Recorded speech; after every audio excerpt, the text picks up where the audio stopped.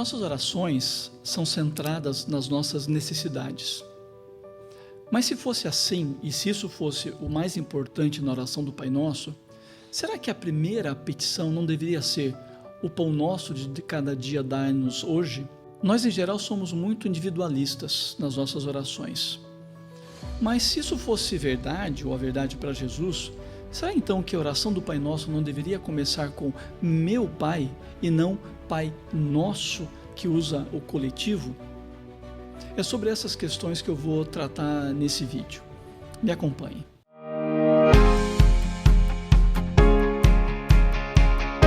Bem-vindo ao Bíblia, um jeito diferente de ler. Estou desenvolvendo uma série Reaprendendo a Orar, leitura literária do Pai Nosso. Nessa série, meu objetivo é analisar o Pai Nosso a partir das suas estruturas, da sua linguagem, como literatura, e através disso procurar mostrar como o olhar literário para o Pai Nosso nos ajuda na compreensão dessa enorme e linda oração que Jesus nos ensinou. Antes de prosseguir, algumas informações a meu respeito. Eu tenho doutorado em estudos literários da Bíblia e há mais de 20 anos ensino sobre a leitura literária da Bíblia. Eu tenho orientado, escrito, falado sobre esse tema e sou professor na pós-graduação em Letras na Universidade Presbiteriana Mackenzie, onde eu trabalho essa questão também. É um prazer tê-lo comigo. Iniciamos com a leitura do texto bíblico onde está registrada a oração do Pai Nosso, o Evangelho de Mateus, capítulo 6, do versículo de 9 a 13, na versão bíblica de Almeida, revista e autorizada. Portanto, vós orareis assim: Pai nosso que estás nos céus, santificado seja o teu nome. Venha o teu reino. Faça-se a tua vontade, assim na terra como no céu. O pão nosso de cada dia dá-nos hoje. E perdoa-nos as nossas dívidas, assim como nós temos perdoados aos nossos devedores. E não nos deixes cair em tentação, mas livra-nos do mal, pois teu o reino, o poder e a glória para sempre. Amém. Vamos falar acerca da linguagem usada por Jesus na oração do Pai Nosso. Ele várias vezes usa o vós. O vós são as pessoas que ouvem Jesus ensinar sobre o Pai Nosso, e o vós também são aqueles que depois irão ler nas Escrituras essa oração de Jesus. Perceba que o vós é coletivo, não é? Ele fala de várias pessoas, ele não fala de uma pessoa, vós, vocês. Então, a oração do Pai Nosso tem no seu início e também no decorrer da sua oração uma linguagem plural, e isso é muito importante para a gente. O vós, na oração do Pai Nosso, então nos ensina que essa é uma oração coletiva, feita por uma série de pessoas. Mas olha só, essa oração também ela pode ser feita individualmente, cada um no seu espaço, no seu canto, mas quando nós oramos a mesma oração, ela também se torna coletiva por uma série de pessoas, mesmo que distantes fisicamente umas das outras, orando o mesmo conteúdo. E nesse sentido, nós temos então aqui uma orientação de Jesus muito importante. E veja só, uma extensão do coletivo.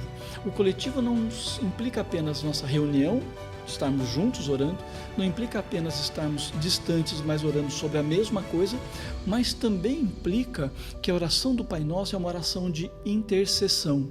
Isso mesmo, a oração do Pai Nosso é uma oração de intercessão. Veja nas petições.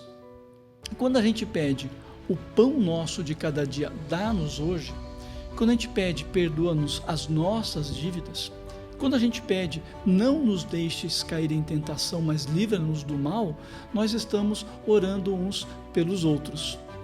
Então eu peço o pão não apenas para mim, o pão nosso, eu peço o pão para o outro, eu estou intercedendo para que Deus dê o sustento àqueles que precisam. Quando eu oro para que Deus para que Deus perdoe as minhas dívidas, eu não estou apenas orando isso, eu estou pedindo para que Deus perdoe as nossas dívidas, eu estou então pedindo para que Deus perdoe pessoas que precisam do seu perdão. E quando eu oro para que Deus não me deixe cair em tentação, eu não estou orando somente isso por mim, eu estou pedindo para que Deus não nos deixe cair em tentação. Então eu estou intercedendo por outras pessoas e outros irmãos que talvez estejam num momento de lutas espirituais, de agruras e sofrimentos, e eu intercedo por elas. Mesmo que não as conheça, mesmo que não saiba quem são, mas o Pai Nosso me ensina a interceder pelas pessoas e pelos meus irmãos. Estamos tratando da linguagem da oração do Pai Nosso. E há um outro dado da linguagem bastante importante na nossa oração, que está lá no finalzinho, as últimas palavras de Jesus. Pois teu é o reino, o poder e a glória para sempre. Amém. Essas palavras são tecnicamente conhecidas como doxologia, ou seja, um texto litúrgico que fala de adoração, de louvor, de gratidão a Deus, de exaltação a Deus. Veja que Jesus está nos ensinando que no final da oração, nós exaltamos a Deus.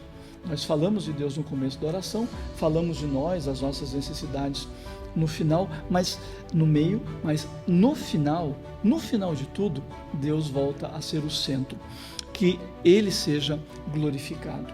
Afinal, diz Jesus, Ele é o Rei sobre nós. Diz Jesus, Ele é o Senhor Todo-Poderoso. E diz Jesus que Ele é o único que possui glória inigualável. O final da oração traz uma linguagem muito potente que nos chama à exaltação do nosso querido e amado Deus. Falamos da linguagem da oração do Pai Nosso, agora vamos falar da forma. Você já deve lembrar, a partir de, ou através de outros vídeos que eu já fiz, que a forma na leitura literária, não só da Bíblia, na leitura literária em geral, ela é muito importante, porque a forma ela também condiciona o sentido dos textos, então é muito importante a gente dar ou prestar atenção à forma.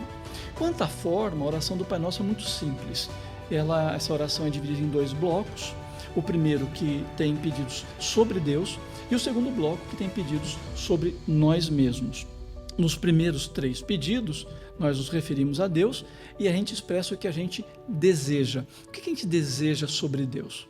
Nos 3 pedidos seguintes, que nós falamos sobre nós mesmos, nós falamos daquilo que nós precisamos. Então, a forma que organiza aquilo que nós desejamos sobre Deus e a forma organiza aquilo que nós desejamos para nós, ou que nós precisamos para nós mesmos.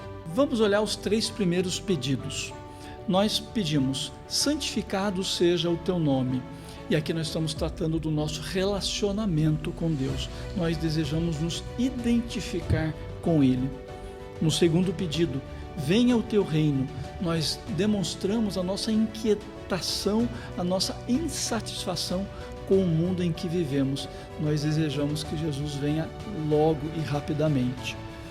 E quando nós dizemos, seja feita a tua vontade, assim na terra como no céu, nós manifestamos uma utopia, aquilo que não é visível, aquilo que não é realizável ainda, aquilo que não vemos ainda, mas aquilo que desejamos. O que a gente deseja? Que a vida nessa terra seja tão plena, seja tão bonita, seja tão maravilhosa como é feita ou como é vivida nos céus. Nos 3 últimos pedidos que manifestam as nossas necessidades, nós dizemos o pão nosso de cada dia, e aqui isso indica a simplicidade. O pão na Bíblia sempre é símbolo do básico, do simples, daquilo que a gente precisa no mais básico da vida. Precisamos que Deus nos dê, e estamos pedindo para Ele, o básico, aquilo que é elementar para sobrevivermos. Quando a gente pede, perdoa-nos as nossas dívidas, nós dizemos que precisamos que Deus nos perdoe e que também precisamos que Deus nos ajude a perdoar aqueles que nos ofendem. E quando a gente diz, não nos deixes cair em tentação, nós reconhecemos nossas fraquezas. A gente não dá conta de lidar com o mal que está nesse mundo. A gente não dá conta de resistir à tentação do diabo. Então a gente está dizendo, Deus, eu sou fraco, eu preciso que o Senhor me auxilie. Normalmente, quando a gente analisa esses 2 blocos, os pedidos referentes a Deus e os pedidos referentes a nós mesmos, nós tendemos a isolá-los, então, não é? Pedidos sobre Deus e pedidos sobre nós. Esse é um fato, o texto está constituído formalmente dessa maneira. No entanto, é importante que a gente reconheça que os 2 blocos têm conexões, e essa é uma coisa que a gente normalmente não faz, mas a gente precisa pensar sobre isso. Afinal, vejam, a gente tem uma relação do primeiro com o segundo bloco de importância. O que significa essa relação de importância? Bem, os 3 primeiros pedidos são os 3 primeiros, portanto, eles são mais importantes do que os 3 seguintes. Sim, eu já falei isso no vídeo anterior. O foco, o centro do Pai Nosso é Deus, então somos nós. Por isso que as 3 primeiras petições dizem respeito a Deus, e essa ordem precisa ser mantida. As 3 primeiras são mais importantes do que as 3 últimas. Uma segunda colocação diz respeito a ao condicionamento do segundo bloco em relação ao primeiro. Em outras palavras, o primeiro bloco condiciona a possibilidade do segundo. Deixa eu esclarecer. Se eu não desejar me identificar com Deus, a primeira petição, se eu não desejar que o reino de Deus em Jesus venha em breve, e se eu não desejar que a vontade de Deus seja feita na terra como é feita no céu, então os 3 pedidos seguintes não farão sentido. Por que eu vou querer o pão? Por que eu vou querer o perdão? Por que eu vou querer ser liberto das tentações e do mal, se não forem para eu poder viver no reino de Deus e viver como Deus deseja que eu viva, e que é aquilo que as 3 primeiras petições tratam. Então, uma segunda questão da relação das petições é que há uma relação de condicionamento. Só depois de eu entender as 3 primeiras é que eu posso entender as 3 seguintes. Deixa eu colocar essa questão do condicionamento de outra maneira. Colocando de uma linguagem um pouco mais simples, os 3 primeiros pedidos que são relacionados a Deus, eles determinam como deve ser a minha vida. Veja, se eu desejo viver com Deus, fazer a vontade de Deus, então a minha vida nesse mundo é relativizada, ela não é central. Então não é mais importante, ou mais importante de tudo, ter dinheiro, ou ter boa comida, ou ter um estudo bacana. Não, o mais importante é que Deus seja exaltado, que a vontade de Deus seja cumprida. Veja só, se eu desejo que Deus seja o centro, então eu preciso ter o perdão dele, porque eu não consigo viver sem o perdão de Deus. Eu posso ser riquíssimo, mas se eu não tiver o perdão de Deus, se eu não tiver uma relação boa e adequada com as pessoas, nada vai adiantar. Mas veja, essa é uma noção quando eu estou procurando viver com Deus. E também, se eu não coloco Deus como centro da minha vida, eu não vou reconhecer que eu sou fraco e que, portanto, eu preciso que Ele me ajude nas minhas lutas e nas tentações. Se Deus não for central, eu vou achar que eu dou conta de tudo. Se eu levo as 3 primeiras petições a sério, então elas me dizem que eu de fato sou fraco e que eu preciso de Deus. Então é nesse sentido que as 3 primeiras petições condicionam a compreensão das 3 últimas. Eu queria agora trazer algumas considerações finais do ponto de vista de aplicação e de reflexão para nós. A primeira delas é que a oração do Pai Nosso nos desafia a sairmos do nosso individualismo e abrirmos espaço para intercessão na vida. Eu acho que mais do que gostaríamos, em muitos momentos de oração, a gente está falando só de nós mesmos. A gente esquece dos outros. Pense um pouquinho. Então, se desafie na sua vida de oração, sempre que orar, ter alguém por quem você pedir, ter alguém por quem você interceder. Uma outra reflexão é que a oração do Pai Nosso nos desafia a olharmos para Deus em primeiro lugar, para só depois orarmos para nós. Sabe, isso exige disciplina, porque a gente vai orar, a gente já começa falando o que a gente precisa, mas comece orando, falando com Deus, pensando nele, pensando na sua glória, no seu amor, na sua graça. Tenha um momento de gratidão, de adoração. E sim, aí depois peça pelo pão e peça pelas outras coisas que você precisa. A oração do Pai Nosso nos desafia a reorganizarmos as nossas preocupações, colocando a nossa vida, a nossa subsistência como secundário. A gente precisa de pão? Sim. A gente precisa de perdão? Claro que precisa. A gente precisa de proteção para andar com Deus e andar nesse mundo? Sem dúvida nenhuma. E isso faz com que a gente dependa de Deus. Isso faz com que a gente ore, portanto. Para finalizar, eu retomo a colocação inicial. A questão da linguagem, a questão da estrutura do Pai Nosso são importantes para a gente entender essa oração?